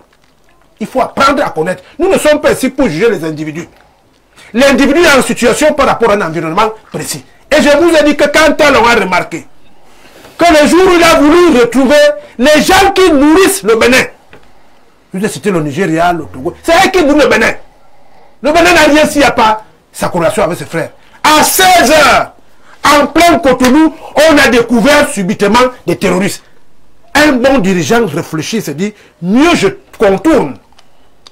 Et que peut-être je me mets en back-office pour régler les problèmes de gouvernance mondiale. Oui, le problème, je suis d'accord avec vous, le problème des États africains aujourd'hui, pas de leadership africain, c'est que les populations dites intellectuelles ne comprennent pas cette petite transition, qui est une transition intellectuelle et idéologique. C'est-à-dire qu'il y a une période où la personne qui vous a martyrisé a lui-même des problèmes aujourd'hui. Si vous ne profitez pas pour mettre un certain nombre d'actants qui demain seront dans une constitution démocratique et tout ce que vous voulez, vous allez encore replonger dans la même situation à l'issue, parce qu'aujourd'hui, vous voyez, les Occidentaux sont en train de se remettre en place. Vous avez vu que la situation entre Israël et la Palestine, les gens n'ont plus le même truc. La situation entre l'Ukraine, ce n'est plus la même chose. Même la situation entre la Russie et les États-Unis. Quand ils auront fini, cette transition qui vous permet de mettre en place un certain nombre d'actants, d'identité culturelle, vous allez encore replonger pour au moins 1000 ans Merci, merci. Mais plus en une minute, on sort. Puisque les téléspectateurs me pressent de relayer une ou deux contributions aussi. Allons-y rapidement. Oui, disons que je voudrais rassurer aussi bien mes co-discutants que nos téléspectateurs et nos internautes sur le fait que nous ne sommes pas en train de fustiger quelque chose. Nous sommes en train de relever l'envers du décor. Est-ce vraiment le moment? C'est le moment parce que le problème aussi, c'est que quand j'ai l'habitude, j'ai fait une dizaine d'années que je suis en politique, je ne cesse de dire que les populations africaines sont victimes d'une escroquerie idéologique. Tout à fait. On passe autant à leur faire croire des choses qu'ils ne sont pas. Il faut être capable toujours d'aller au-delà de ce qu'on voit. Oui, c'est bien un Africain qui tient parole. C'est ce que nous demandons, puisque la tradition africaine est orale. Mais ce n'est pas ça le problème. Le problème, c'est que lorsque le débat est posé sur la table, il donne la fallacieuse impression que c'est en soi un événement. Or, et que ça règle tous les problèmes. Or, ce n'est pas ça le problème. C'est pourquoi nous nous battons, nous les panafricanistes authentiques, c'est que cette génération à laquelle nous appartenons pose les jalons des États-Unis d'Afrique à venir. Et c'est en cela que, lorsque le patriarche vous parle du sentiment de règlement de compte de campagne avec ce qui se passe au Cameroun, c'est parce que, à la réalité, l'idée que Patrice Talon, lui, s'en va après 2 mandats, que d'autres ne soient pas allés après 2 mandats, nous rappelle ce que je ne passe mon temps à dire. Que un peuple doit décider de manière civilisationnelle comment est-ce qu'il désigne ses dirigeants. C'est tout. C'est aussi simple. Comment ça se construit? Mais justement, docteur, bon, il est évident que nous savons tous que si c'est culturel, ça veut dire qu'il faut rentrer dans les valeurs culturelles fondatrices de sa civilisation. Tout simplement. Et c'est en cela que quand tu as dit que, à la réalité, si vous regardez très bien, tous les pays qui aujourd'hui dominent le monde, ce n'est pas l'alternance au pouvoir qui fait qu'on domine le monde. C'est l'ancrage culturel. On est d'accord. Nous sommes d'accord. Et l'ancrage culturel, ce n'est pas le fait que Patrice Talon ait fait 14 ans. Il a 49 ans. Il a 49 ans. Vraiment en une seconde. Vous voyez, c'est le procès qu'on fait au panafricanisme. C'est-à-dire que ce que vous dites est lourd de sens. On y croit parce qu'on sait qu'il y a la solution dedans. Mais vous gardez le mystère. Pourtant, il faut le dévoiler. On dit donc que cette jeunesse a besoin d'être... Elle a besoin d'être encadrée. On se rend compte encadrée même. Comment besoin d'être encadré. Pourquoi on écrit donc pas ces cas après l'élection présidentielle? Ok. Maintenant, je vous pose une question. Non, je termine par là. Une question de conscience. Le pays le plus démocratique d'Afrique, version occidentale, il y en a 2. Le Mali et le Niger. Le Mali et le Niger. Ils ont même expérimenter tout type d'alternance. Alternant par coup d'état, alternant par bousculade, alternant l'électoral. Mais ils sont les derniers, selon la cosmogonie occidentale. Faites très attention. Merci. C'est le message que vous apportez. Bonsoir, M. Stéphane Barga et au plateau de Ouro Africa. Il faut véritablement féliciter l'acte de Patrice Talon, car nous savons bien qu'ici en Afrique, les dirigeants gardent le pouvoir pour se servir. Que le monsieur de l'UPA ne prenne pas les exemples comme des pays comme la Russie ou la Chine. Là-bas, nous avons des dirigeants qui veulent développer leur pays. L'acte est à saluer. Voilà. Merci à vous, Joseph, depuis Siméon. Alors, on va prendre cette contribution. Bonsoir, le panel. Le sociologue sur le plateau a raison. En Afrique, la succession se prépare. Chez nous, le Bassa, l'Ombok est même héréditaire. Voilà. C'est les bons talents. Il a le mérite, il a tenu sa parole. Il n'a pas modifié la constitution comme les autres le font partout en Afrique par ailleurs. Le pouvoir perpétuel peut être une malédiction. Merci pour la contribution. On va prendre... écoutez, mes amis d'Info TV, Talon a imposé son comptable à ces 2 partis qu'il a créé de toutes pièces. Qu'il sache que les Béninois vont le surprendre en tournant le dos à son dauphin. Il tient ces chefs de parti qui ont travaillé tous sous Boni Yahi.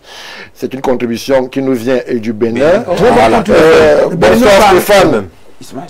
Timothée Somba est très mal à l'aise avec le départ volontaire, malgré les soi-disant rappels du peuple. Ali Joa a formé Paul Biya et lui a donné le pouvoir. Il y avait limitation de mandat à 2 au Cameroun. On connaît la suite. Merci à vous, monsieur Abo. Bonsoir à vous sur le plateau. Quoi qu'on dise, il faut préciser que le départ des Talons est un non-événement, certes, mais cela a le mérite de rappeler que le pouvoir se quitte aussi, comme on l'accède, et non des pays qui pourtant se disent remplis des élites ne peuvent se remettre en question pour un véritable changement. Regardez-vous même en Afrique centrale, gérée par... on comprend. On vous a compris. Prenons cette contribution de Rodrigue Albert Evina, qui est un fidèle, à qui nous disons bonsoir. Bonsoir Stéphane Baga et à vos invités sur le plateau. Dans un continent africain où généralement les gens quittent le pouvoir, soit par coup d'État ou par la mort, c'est intellectuellement malhonnête. C'est une mauvaise foi de haute dimension que de conclure que Patrice Talon n'est pas un exemple. Voici un homme de parole qui n'a pas fait comme beaucoup d'autres, qui se prennent pour des immortels. Vous connaissez Djiri Raoult. Talon a fait de son mieux, son Abidou. successeur fera sa part. Talon Ainsi de suite, le Bénin va se construire. Connaissez que le Bénin, pays noir d'Afrique francophone, est un État démocratique, n'en déplaise aux protecteurs des dictatures corrompues d'Afrique qui se recrutent. Encore des quelque mots que part. j'ai entendu dans un parler. Bonsoir, chers panélistes. Oui, la tendance n'est pas la panacée. Mais alors, quel résultat après de nombreuses années au pouvoir? Il y a commune mesure entre le Cameroun et les pays que vous citez, notamment la Chine, dont on dit qu'elle n'était pas bien loin de nous il y a quelques années en matière de développement. Alors, on va s'excuser auprès des autres. On ne pourra pas relayer les contributions qui vont, qui sont quasiment par milliers. On va prendre une brève respiration et parler du candidat consensuel. Là, comme vous faire plaisir, pour vous faire plaisir, on parlera du Cameroun.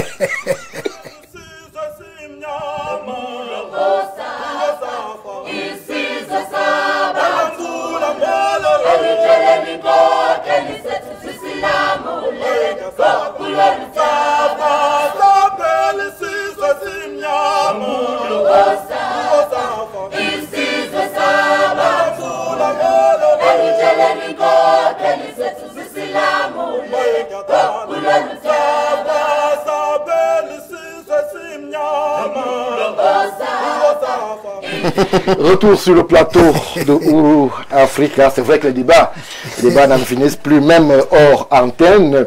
Les problématiques d'Africains véritablement font abondamment réagir. Merci à vous qui nous suivez via nos différentes plateformes. C'est aussi ça, Ouro Africa. N'hésitez pas à donner vos avis puisque les débats se poursuivront en off, comme j'aime bien à le dire. Pour ce qui est de ces presque 25 minutes qui nous restent, on va évoquer justement la présidentielle au Cameroun avec... la fumée blanche qui est sortie du chapeau de l'opposition camerounaise. Issa Chiroma Bakari, président du FSNC, a été désigné comme candidat du consensus avec ce que tout cela comporte comme agrégat. Mais tout de suite aussi, on a vu quelques éclats de voix, quelques sorties, quelques contestations déjà qui font réagir. Alors je vais commencer par son porte-parole, puisqu'il est avec nous sur le plateau, Dr Jean-Moïse Mbok, Issa Chiroma, candidat consensuel, mais de qui? Alors, il faut dire que pour rapidement tracer l'histoire qui aboutit à cette première conclusion, parce qu'elle n'est pas fermée, elle n'est pas l'unique, il y a un processus qui est mis en place. Quand les candidats ont été arrêtés au Conseil constitutionnel et qu'il y a eu les assises comme celle de Fumban et autres, le but était principalement que tous les différents partis politiques rentrent dans leur base, prennent les demandes des populations et se rassurent d'être les leaders d'un peuple connaissant leurs besoins, leurs attentes, leurs challenges. Et pendant ces échanges, la société civile aussi menait ses enquêtes. Et j'imagine aussi la presse. C'est pour ça qu'on a eu certains sondages même sur la toile. Le premier sujet qui est venu sur la table était la candidature unique. Et les différents présidents se sont rencontrés. Pour certains sont parlés au téléphone et ce n'était plus d'actualité parce que les 11 avaient déjà été mis sur la table. Et puis après, de la base et de certaines consultations, le problème de la coalition est venu sur la table. Les partis politiques en ont encore discuté. Et une fois de plus, chacun était dans la logique de je pense que je peux aller, je pense je peux évoluer avec mon parti politique jusqu'au bout, mais réfléchissons à la coalition des moyens, coalition des ressources, ce qui a été très bien entendu. Seulement, Anissé Ekane, la société civile, d'autres partis politiques ont estimé qu'il fallait faire quelque chose. Et le quelque chose était de se réunir et de contacter les 11 pour leur dire, à défaut de la candidature unique, pensons à la coalition. Des fiches ont donc été envoyées à tous les candidats, dont nous, et nous avons reçu ces fiches. Et dans les fiches, il est question en fait de ressortir ce que le peuple attend, parce que c'était une consultation qui a été faite par plusieurs corps. Et il fallait donc ressortir sur un bout ce que le peuple attend. La deuxième fiche était l'engagement. Est-ce qu'on est d'accord avec ce qui a été proposé? Dans ce cas, on s'engage. Tous les 11 ont eu le document. Ça, c'est ce que M. Anissé Ekane nous confirme. Ayant donc distribué ces éléments-là, il était question que les gens fassent retour de ces éléments-là. Apparemment, il n'y a que le FSNC qui a fait le retour. Les autres n'ont pas encore fait de retour. Je préfère parler comme ça. Mais comme ils avaient arrêté la date du 13... Ils n'ont pas fait de retour, mais ils ont fait des sorties pour déclarer ne pas se reconnaître. J'arrive à ce niveau. Allons-y rapidement, puisque... Anissé Ekane qui porte ce projet, moi je tiens d'abord à saluer cette initiative qui voulait mettre les hommes politiques ensemble. Je tiens à saluer cette initiative qui rappelle au peuple qu'il y a des gens qui vous écoutent. Et je tiens également à dire que cette initiative est une opportunité pour les autres de dire que voilà ce que nous visons, voilà où nous allons. Donc aujourd'hui, la question principale, en fait, est que c'est des gens, c'est un monsieur avec son équipe qui a fait un travail, qui a sollicité les autres. Nous, au FSNC, le parti de la main tendue, nous avons répondu parce que nous pensons que le peuple, d'abord, est plus important que le reste. Et c'est comme ça, donc, qu'ils ont fait les travaux. Il y a eu ces assises, la société civile, ils ont examiné les retours qu'il y a eu. Comme il n'y a donc eu que le FSNC, ça a donc été présenté. Le président Issa Chiroma Bakary a précisé qu'il prend acte, il écoute, mais la porte reste ouverte parce qu'il faudra que la coalition des moyens, qui a été le sujet principal, continue d'exister. Je vais donc sortir sur la question en rappelant que tout ce qu'ils disent, qu'ils ne se reconnaissent pas, c'est leur droit. Ils ont raison. Tout ce qui décrit même cette rencontre-là, c'est leur droit. Ils ont raison parce que personne n'est tenu de suivre cette activité-là, mais quand même, il faut la saluer, il faut la respecter. Merci. Je me tourne vers vous, Timothée Somba. Je commence par vous. Alors, Issa Chiroma, candidat consensuel. On a posé la question, le choix gagnant. Mais candidat consensuel, sans Kamto, sans Bello, peut-être sans l'UPA, le porte-parole, président. La porte reste ouverte. Nous dira. Alors, maintenant, on se réfère d'abord aux actualités qui sont parvenir à notre rédaction, aux communications qu'il y a eu sur la question. Plus ce que je dis. Oui, plus ce que vous dites, puisque nous avons reçu ces communiqués-là, où justement on a vu quelques ténors se désolidariser de l'initiative. Alors, comment est-ce que vous, en tant que journaliste, avez interprété cette sortie et tout de suite ces récriminations à l'endroit de l'initiative du président Anissé Ekane? J'aime souvent l'expression de Maître Ozogo qui parle d'escroquerie politique. Il y a trop d'escrocs politiques au Cameroun, surtout ceux de l'opposition. Candidature consensuelle, c'est quoi? On s'est rassemblés, on a vu que c'est Issa Chiroma, le les 12 candidats sont des candidatures consensuelles de leur formation politique. De quoi on parle? On ment à qui? Il y a 12 candidats issus de 12 formations politiques. C'est eux les candidats consensuels de leur parti politique. Mais il y a des consultations entre les différents partis pour un choix. Ça, c'est où? Mais bon, le résultat, on parle de résultat. Donnez-moi un seul jour, une seule réunion qui a réuni les 11 candidats qui ne sont pas Paul Biya. Une seule, même en virtuel. Il y a eu les consultations à Fumban.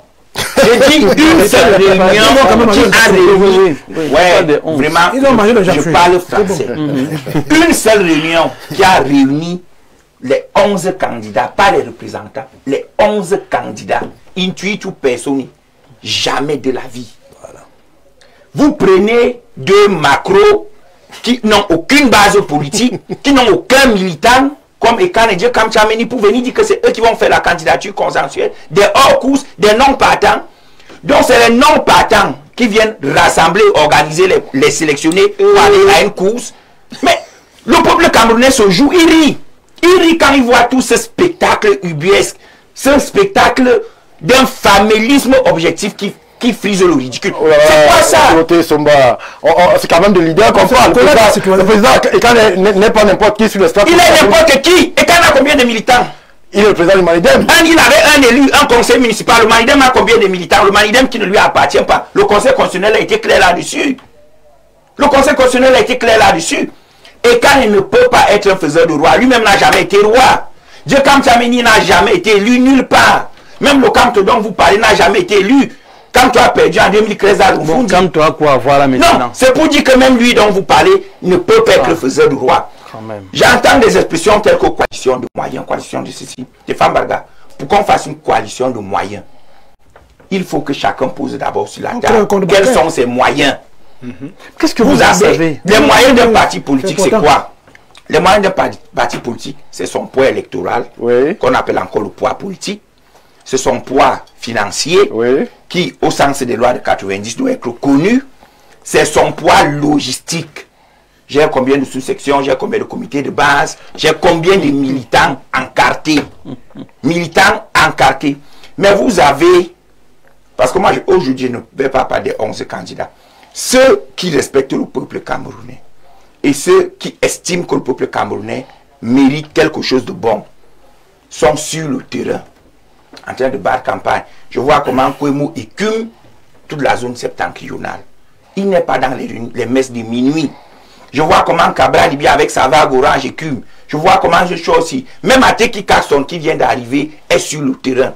Mais on a quelques vieux bliscards qui ont décidé de mentir au peuple camerounais et qui font des choses qui n'ont rien à voir avec l'élection présidentielle. Ils viennent parler aux gens. Non, est-ce qu'ils mentent? Ils présentent leur projet. Ils mentent. Pourquoi je dis qu'ils mentent? À l'heure actuelle, on ne peut plus parler de candidature consensuelle. Déjà, candidature consensuelle, c'est une fausse, une escroquerie.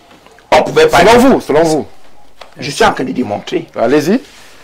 À l'heure qu'il est, on pouvait encore parler de candidature unique, mais ce n'est plus possible. Parce que tous les 12 bulletins de vote seront dans les bureaux de vote. Mais certains peuvent se désister. Ils peuvent se désister. C'est pas même pas que je m'explique. Alors que je viens vers vous, allez-y. On ne peut parler à l'heure qu'il est que de consignes de vote. Tout simplement. C'est tout. Mais lorsque vous voulez donc obtenir la consigne de vote, au lieu d'aller voir les 11 qui ont une armature et qui sont susceptibles de vous accompagner, vous les laissez. Et Akere Mouna, Chiroma, Belobouba ont choisi d'ignorer les 11 candidats, d'ignorer leurs collègues, les élus, les 12 élus. Ils vont voir les noms partants. Chiroma qui va voir tel, je ne cite plus les noms, tel qui va voir tel, mais on laisse les 11. Alors que c'est les 11, c'est le désistement des 11 qui est susceptible de vous faire remporter les voix. Parce que ceux-là, les non partants là, n'ont même pas une voix en dehors de la leur. Donc, lorsqu'on dit qu'on respecte le peuple camerounais, on se donne les moyens de lui donner ce qu'il attend. Pas l'escroquerie politique qui en réalité cache une intention réelle. Je sors par là, je l'ai dit depuis 6 mois. Vous en avez beaucoup parlé, depuis 9 minutes. Ok, je l'ai dit depuis 6 mois sur ce plateau. J'ai lu l'éditorial de Jean-Pierre Bokolo, qui a critérisé... Non, on ne revient plus dessus, vous l'avez pas dit. Merci. Vous coupez, c'est pas sur le plateau. On a... Si on ne peut pas... C'est bon, on va compris, monsieur Somba. Qu'est-ce que vous avez compris? Maître Jean-Guy Zogo, ceux qui nous regardent ont compris. Qu'est-ce qu'ils ont compris? Ils ont votre position. La position, c'est laquelle? Jean-Guy Zogo, moi je reviens vers vous. Non, c'est pas ce que je dis. Non, monsieur Somba, on va parler à l'élection. Il veut l'insurrection. Merci. Vous l'avez dit enfin. C'est ce que je veux dire. Est-ce que vous vous reconnaissez dans cette candidature consensuelle? Est-ce que vous avez été approché en tant que patron de l'UPA? Est-ce que, comme le dit le porte-parole du candidat Issa Chiroma Bakari, la porte est ouverte? Est-ce que vous aussi, de votre côté, vous êtes sensible à ce discours qui voudrait fédérer l'opposition autour d'un candidat, et en l'occurrence pour la candidature consensuelle, Issa Chiroma Bakari? Le véritable problème avec la perception que les gens ont des problématiques qui sont soumises à leur analyse, c'est qu'ils les prennent toujours sous l'angle des conséquences. Lorsque nous autres panafricanistes authentiques, nous nous appesantissons sur les causes. Moi, je suis d'abord un idéologue, j'ai été formé par Hubert Kamgan et je voudrais m'amuser de ce que j'entends sur le plateau, l'opposition. C'est quoi? On n'est pas au débat idéologique, maître Jean-Guy Zogo. Nous, on pose des questions précises et on fait des réponses. Le débat idéologique se fera plus tard. Moi, je vous pose la question, en tant que patron de l'UPA, est-ce que vous avez été approché par les leaders de cette coalition? Est-ce que Anissa Ekane vous a approché? Est-ce que le porte-parole du candidat Issa Chiroma Bakari vous a approché? Est-ce que monsieur Djekam Tchameni est venu vers vous pour essayer de vous joindre justement à cette dynamique? C'est la question que je pose. Le ferment idéologique, on l'interrogera plus tard. Quand vous regardez la tragique comédie qui s'est jouée autour du candidat présenté par le Manidem, quand vous regardez la tragique comédie de toutes les sorties de Djekam Tchameni à chaque fois qu'une élection survient au Cameroun, vous voulez qu'il approche quelqu'un comme moi qui a un ancrage idéologique clair connu? Ce n'est pas possible. Nous allons discuter de quoi? Je vous dis, le problème de l'Afrique et du Cameroun en particulier, c'est que les populations sont vraiment les victimes expiatoires d'une escroquerie idéologique. Parce que quand je dis, c'est quoi l'opposition? C'est pas, je fais pas de folklore. Vous avez 12 candidats à l'élection présidentielle. La seule et unique raison pour laquelle l'on s'engage en politique, pour prendre le pouvoir, c'est parce qu'on aspire à faire triompher un modèle de société. Ce modèle de société doit avoir un ancrage idéologique. Comprenez? Et il doit être porté par un projet d'ordre civilisationnel. Oui. Et quand vous regardez les 12, je suis péremptoire mais pas prétentieux là-dessus. Le seul les 12. Oui. Le seul des 12. Moi j'ai parcouru les projets de société de tout le monde. Oui. Les Camerounais ne lisent pas beaucoup, nous on a la faiblesse de le faire. Le seul qui est cohérent dans sa démarche, c'est le président en exercice. Vous avez dit du FSNC. Oui. Pourquoi je le dis? Parce que lui, il aspire à faire triompher un modèle de société déjà existant. Les autres vous prétendent... Avec un résultat? Non, on n'est pas dans le résultat, c'est toi qui as dit qu'on ne parle pas des choses inutiles. Vous voulez qu'on parle?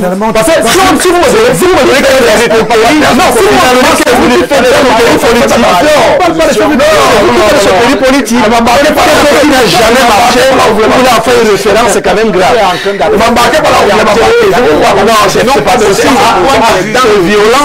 C'est violent. Vous me connaissez ceux qui n'ont pas d'électricité, ceux qui n'ont pas d'eau. Le problème qui n'a jamais rien marché. Le problème qui se pose, c'est que nous voulons parler de tout en même temps. Je vous ai dit tout à l'heure que la discuter avec ce genre de sujet que vous posez sur la table, c'est qu'il faudrait au moins 3 heures de temps. Et là, nous n'en avons que 25 minutes. J'essaye donc de parcourir le sujet en quelques 10 minutes, 5 minutes même. Je vous ai dit, il y a un problème idéologique fondamental dans la réponse à cette question. Candidat consciencieux, ça ne veut rien dire. Ça veut d'autant moins rien dire que dans 4 semaines, Election Cameroun va mettre dans les bureaux de vote 12 bulletins. Première chose. Deuxième chose. S'il eût été possible que certains se désistent pour donner des consignes de vote en faveur d'autres, il lui fallut que ces derniers se concertent. Vous prenez des gens qui ont échoué pour donner des consignes ou des orientations à ceux qui aspirent à réussir. Première chose. Deuxième chose. C'est ça le problème. C'est quoi un opposant? Qui a échoué et qui ne pèse rien? C'est quoi un opposant? Ceux qui ont échoué. Kane ne pèse rien. Maurice Kamto, par exemple, vous pouvez dire sur ce plateau que Maurice Kamto ne pèse rien. S'il vous plaît, monsieur Somba, c'est pas vous qui répondez à la question. Vous pouvez dire qu'il ne pèse rien en termes de puissance. Il ne va pas vous répondre, il va tourner. Attendez. Il ne pèse rien. Le problème, c'est lequel? Voilà. Il y a un discours que j'entends ces derniers temps. Il ne pèse rien. Attendez. Il ne peut pas répondre. Il ne peut pas être péremptoire sur la question. Non, je suis certainement sur la scène politique camerounaise le seul leader politique de mon envergure qui a des opinions tranchées sur tous les sujets. Oui. Je voulais poser une question simple. Il pèse en tant que leader communautaire. Parce qu'il a communautarisé son positionnement politique. Terminé. C'est tout. Fin de débat. Sur le plan idéologique, il ne pèse rien. Deuxième chose, son incohérence stratégique a fait qu'aujourd'hui, c'est un input qui devient l'indicateur ou le faiseur de roi des gens qui sont des inputs. Ça n'a aucun sens en politique. Merci. Et enfin, pour sortir de là, rapidement, la question c'est, candidat consensuel, Thierry a le choix gagnant. Candidat consensuel, ça ne veut rien dire. Vous l'avez déjà dit. Ensuite, candidat gagnant, je dis non. Pourquoi? Parce que, quand on dit candidat consensuel, nous on a vu tout un imbroglio communicationnel autour de ça. Heureusement que, et j'apprécie l'ingénierie langagière du docteur Mbok, qui essaye de réussir le tour de précipitation de ménager la chèvre le chou, en nous disant qu'il y a quand même encore la porte ouverte. Finalement, c'est non pas un candidat consensuel, c'est une supputation de... C'est une supputation. C'est l'instrumentalisation. Merci. Bon, sur le plateau, à quel moment, Timothée Somba, l'opposition camerounaise a cru qu'on peut déposer d'abord plusieurs candidatures, laisser imprimer ses bulletins et venir nous parler de coalition. Pour coaliser, il faut des désistements. Qui a donc désisté? Aussi pour le respect de la démocratie, bien vouloir ne plus citer Camto. Bon, qui n'est pas grand-chose pour le moment. C'est vous qui le dites, monsieur Arthur Nkor. On a compris le sens de votre contribution. Mathias Mikoro, Issa Chiroma, le choix gagnant, une question qui peut diviser, mais une question qui interpelle. Pourquoi ce choix sur ce candidat? Et surtout, est-ce que les autres aussi qui sont sur le terrain, comme le dit Timothée Somba, vont l'écouter, vont se joindre à lui pour la victoire le 12? Que vous écoutez. La bière que l'on boit est un conglomérat des ingrédients. Oui. La bière Issa Chiroma est un conglomérat des ingrédients qui ont abouti à son choix. Vous voulez faire comme si le whisky et la bière sont la même chose. Les gens qui étaient dans la réflexion avec Issa Chiroma ont choisi Issa Chiroma. Oui. Pourquoi vous élargissez le débat? Moi, je suis surpris. Les gens vous disent, on a travaillé, nous avons abouti à ces résultats. Ils n'ont pas dit, avec Joshua, on a travaillé, avec tel on a travaillé, avec tel on a... Parce que vous voulez à tout prix qu'il y ait un parti politique qui s'appelle l'opposition dans ce pays, vous faites des mélanges de genres. Voilà. La coalition a choisi Issa Chiroma parce qu'il travaille depuis pour aboutir à ce consensus. À ce niveau, il n'y a pas de débat. Maintenant, candidat gagnant ou que choix gagnant, je ne sais pas de quoi il s'agit. Les personnes qui ont concocté le mets, ils ont estimé que le bon plat, c'est Issa Chiroma. Je ne sais pas pourquoi vous faites un débat ici. Moi, ça me gêne. On amène les gens à gauche et à droite. On peut peut-être s'interroger sur les cuisiniers. On peut s'interroger sur les cuisiniers. Parce qu'il y a une coalition d'une seule cuillère dans ce pays. Vous avez passé 3 mois à la mettre sur le plateau. Quelqu'un va faire son congrès et quelqu'un se dit, le candidat de tout le monde s'appelle tel. Vous avez passé 2 mois, dit c'est bon. Et vous continuez à le dire sur ce plateau. Maintenant, un autre, c'est des gens qui ont la même pensée que lui, qui estiment qu'il a les qualités nécessaires pour arriver à ce truc-là. Ils nous disent que même si les hommes ne veulent pas venir avec nous, nous pensons sur la base de la critériologie que nous avons mis en place, que pour atteindre ces résultats, il vaut mieux que c'est toi qui conduise. Mais moi, je m'intéresse, contrairement à mon fils, aux conséquences. Parce que l'Afrique de l'Occident n'est que les conséquences. Oui. Nous, on nous a présenté ici 2 bons hommes du Grand Nord comme étant des bolides. Subitement, quand un seul bolide sort, l'autre commence à l'invectiver, à l'insulter. Non, on va pas dire invectiver. Non.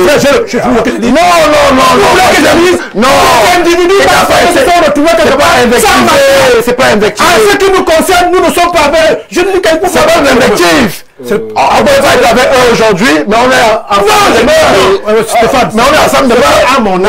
L'oiseau n'est pas le canard. C'est clair. Je te dis que vous avez commencé le plateau ici, toi, en disant c'est des grands bolides, c'est des gens terribles. Ils vont pas le Grand Nord. Maintenant que le Grand Nord a dit c'est elle, il faut le reconnaître qu'il y a un problème.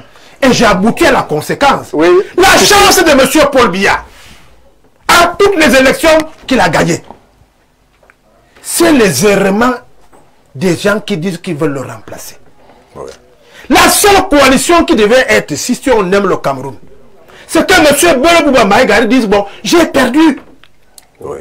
Vraiment, mon frère, nous sommes tous du Nord, on était membres du gouvernement, on a décidé de démissionner. Il ne faut pas que le peuple croit qu'on a menti. Je te supporte. Là, ça l'a L'autre que vous voulez commencer là, un débat inutile. Merci. Le 12 octobre, Merci, Noël Bikoro. Biya va encore lever le mains. Non, pas de commentaires tendancieux. Pas de commentaires tendancieux. Jean de Dieu, vous avez la parole que vous désirez tant. Je voudrais dire, samedi dernier, j'ai dit sur un plateau ici, clairement que il y a une cacophonie organisée. Et beaucoup n'ont pas aimé ce propos. Nous sommes donc arrivés à une conclusion. C'est le bruit qui nous revient, c'est la cacophonie organisée. Mais tout de même, je refuse qu'on stigmatise les autres candidats. Pourquoi? Parce qu'ils ont le droit, tel que le porte-parole du FNLC a parlé, ils ont été sollicités. Oui. Ils ont le droit de se désolidariser. Je ne suis pas d'accord avec la chute du doyen. Monsieur Beloba, ministre d'État, a le devoir de se désolidariser publiquement parce qu'il a été sollicité par ces bonimenteurs qui se sont... Attention. Qui est bonimenteur? Et Canet. Il faut faire attention. Pourquoi bonimenteur? Parce qu'ils ne sont rien dans ce jeu. Non, c'est pas des facilitateurs. Qui les a désignés? Qui les a mandatés comme facilitateurs? Ils ont quel mandat? Et monsieur le ministre d'État a raison. Ils ont quel mandat? De qui les a mandatés? Le candidat des choux. Voici ce que nous reconnaissons comme des gens mandatés, les 12, qui ont, parmi les 12, Madame Tomaï Nondam, qui a le mandat des institutions et de sa base, à convoquer des assises à Fumban. Au nom de quel parti? Permettez, doyen. C'était vrai. Et ces assises ont continué ici à Yaoundé. Nous avons attendu, j'ai dit l'autre jour, ça a accouché d'une souris. Comment ça? Maintenant, ce que le porte-parole nous fait savoir, c'est que les gens sont proclamés, les gens ont été déboutés par le Conseil constitutionnel qui sont illégitimes. Ils sont illégitimes au niveau de leur, soi-disant, président de leur parti, qui ne sont reconnus par personne. Se sont levés et ils ont décidé de solliciter les 11 candidats. Maintenant, les autres n'ont pas répondu parce qu'ils ne trouvent pas en eux quand les mêmes ont choisi notre personnalité, vous avez discuté. Non, écoutez, vous avez vu que... Pourquoi quand ça arrive, tu ne il n'y a pas que le ministre d'État qui s'est désolidarisé. Le PAL s'est désolidarisé. Le PUS s'est désolidarisé. Il n'est donc pas question de venir invectiver le ministre d'État que je loue sa sortie pour dénoncer cette imposture. Merci. Et je voudrais juste en donnant ce conseil à mon frère et ami, porte-parole du FNLC. Oui. Je lui voudrais lui dire que si j'étais à sa place auprès du leader... Non, il faut couper la parole. Je me conseille... Non. Excusez-moi. Je ne permets pas qu'il continue la phrase. S'il vous plaît, non. Je sollicite... Non. On va le faire en off tout à l'heure. Non. Laissez-moi. Permets-moi, s'il te plaît. Il n'a pas réagi. Je suis activateur politique. On va le faire en off tout à l'heure. Oui. On va le faire en off. Pas sur le plateau. Pas sur le plateau. On ne demande pas de commenter ta passion. Ma posture d'activateur, tout ce que je peux dire, c'est que à ma chute, ce mets, comme le doyen l'a dit, ce Ndjama est amer. Il y a tout dedans. Et il dégage une odeur nauséabonde. Ajoute un peu de sel.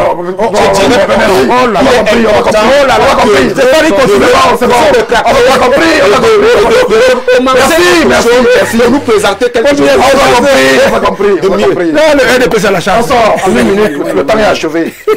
Merci à la réalisation et au top management pour les 5 minutes accordées. Ce que je retiens avec beaucoup de bonheur, c'est que le président Issa Chiroma Bakary fait effet. Chaque fois qu'on dit Chiroma, on voit des réactions. Oui. C'était même hystérique. Pratiquement rentre en transe. Parce que Chiroma Bakary est vraiment l'homme de la situation et nous savons qu'il va gagner cette élection présidentielle. Maintenant... Je vous arrête. Pas de commentaire tendancieux. Non, pas de proclamation. Voilà ce que je veux dire. Il est temps aujourd'hui, dans la lecture et la logique de l'opposition responsable que nous incarnons, que les Camerounais apprennent à nous écouter pour nous comprendre, pour comprendre ce qu'on annonce, ce qu'on dit, et non nous écouter pour essayer de battre en brèche, de lutter, de frapper. Non, c'est entre vous là-bas. Je dis, mais je m'adresse à nous, je dis ceci. Quand mon frère vous a demandé... Non, laisse-moi aller rapidement. Laisse. On va couper. Quand on demande la légitimité, ce n'est pas normal. Parce que la société civile, de fait, a une légitimité sociale. Ces gens qui se sont levés et qui ont estimé qu'il fallait faire... Et ce n'est pas la première fois que je fais cela. Ce n'est pas la première fois. Mais je dis, et je rejoins Timothée, tous les 12 vont compétir. Merci. Tous les 12 vont sur le terrain et nous allons pour gagner. Merci. 30 secondes. Oui, et on arrête. Thilo Machoua gagnant, non, pour une seule raison. La vague. Vous demandez la parole pour le dire. Il fait peur. Nous, on préfère maintenant la vague c'est dans la panique. De solidarisation que l'on observe tient justement ça n'a aucune incidence sur sa candidature. Anissé et Kane, Dieu comme Chamini et Tiroma ont voulu faire quoi? Pourquoi vous l'associez à ça? Non, c'est pas vrai. Je ne peux pas laisser dire ça, c'est pas vrai. Parce que j'ai dit ici, il a été sollicité. Vous n'écoutez pas? Non, il n'écoute pas. Il n'écoute pas. C'est pas vrai. Non, on vous dit donc pas. On voulu faire croire à l'opinion nationale. Parce qu'ils ont assimilé l'expression candidature consensuelle à candidature unique. Ils ont voulu faire croire à l'opinion que c'est lui que les 11 autres candidats ont choisi. Et il était important pour les BLEO de dire à l'opinion que on n'a pas de candidature. Vous l'avez dit.